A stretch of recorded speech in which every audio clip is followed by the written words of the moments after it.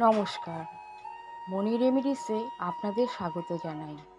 আমি আজ আপনাদের সাথে আছি জীবনের কিছু না বলা কথা নিয়ে। একাকিত্বের মূল কারণ কি? আমাদের জীবনের সবচেয়ে বড় যন্ত্রণার নাম কি জানেন? তা হলো আমাকে কেউ বুঝলো না। এই একটা অনুভূতি আমাদের ভেতরটা কুড়ে কুড়ে খায়। আমরা সারাদিন যাদের জন্য খাটি, যাদের নিয়ে সংসার করি, দিন শেষে তাদের কাছেই একটুখানি সহমর্মিতা খুঁজি। আমরা চাই তারা আমাদের মনের না বলা কথাগুলো বুঝে নিক, আমাদের চোখের ভাষা পড়ুক। কিন্তু যখন দেখি আমাদের কাছের মানুষগুলো আমাদের মতো করে ভাবছে না, তখন এক গভীর বিষণ্ণতা আমাদের গ্রাস করে। আসলে আমরা একটা ভুল করি। আমরা ভুলে যাই যে প্রতিটি মানুষ আলাদা। প্রত্যেকের চিন্তা, বেড়ে ওঠা এবং দেখার দৃষ্টিভঙ্গি সম্পূর্ণ ভিন্ন।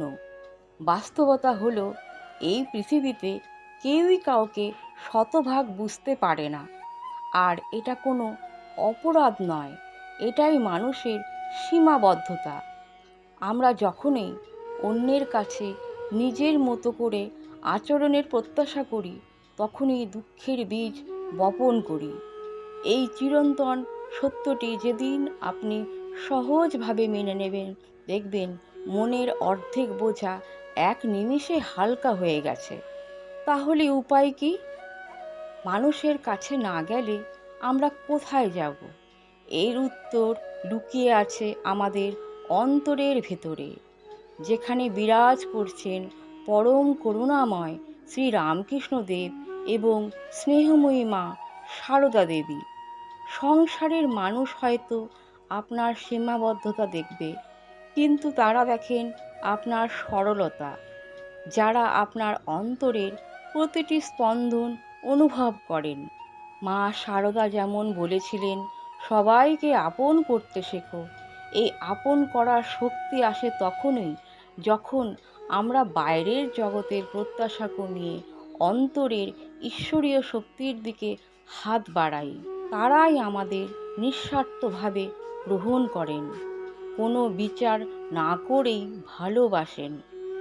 তাই সম্পর্কের জটিলতায় নিজেকে না জড়িয়ে এই অসীম শক্তির উৎসের দিকে ফিরে তাকান। সংসারের কর্তব্য খামতি রাখবেন না, কিন্তু হৃদয়ের শান্তিটুকু জমা থাকুক শ্রী রামকৃষ্ণ আর মায়ের চরণে।